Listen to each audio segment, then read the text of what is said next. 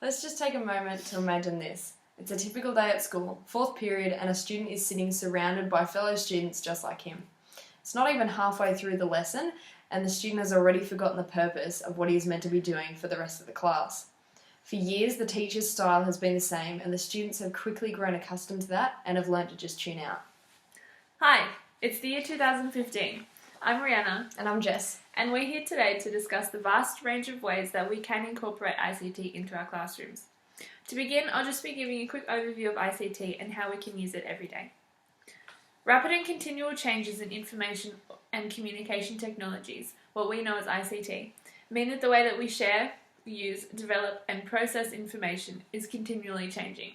Gone are the days of students competing over the one computer lab the school has to offer, and instead, students are bringing their own devices and making use of them in almost every class.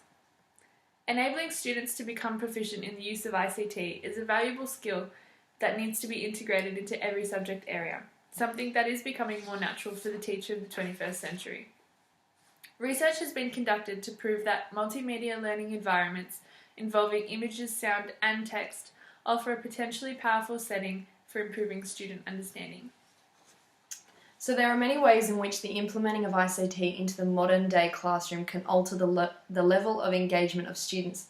As shown in this graph, we start with substitution, so down the bottom.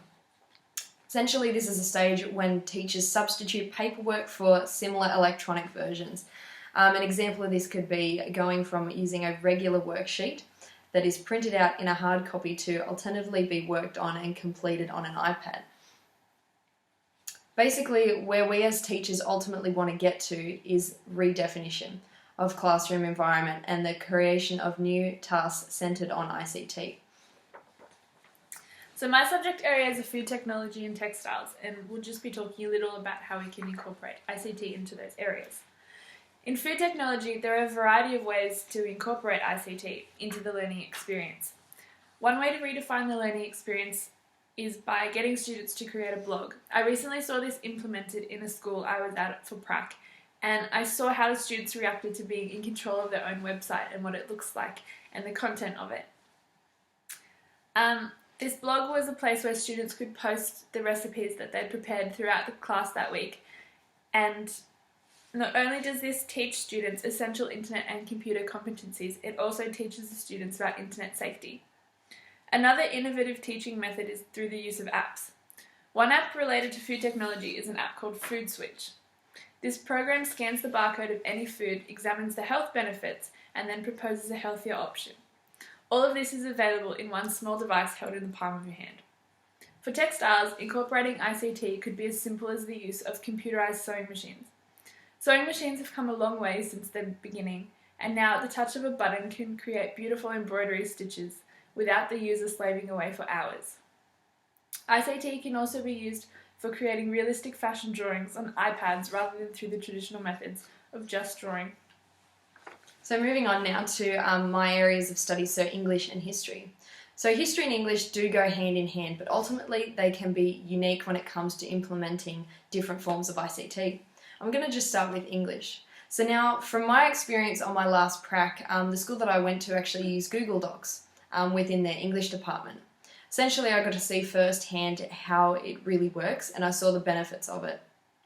Basically, each student had an account on Google and was linked to the same server, so they could all see the worksheets that had been placed on the doc.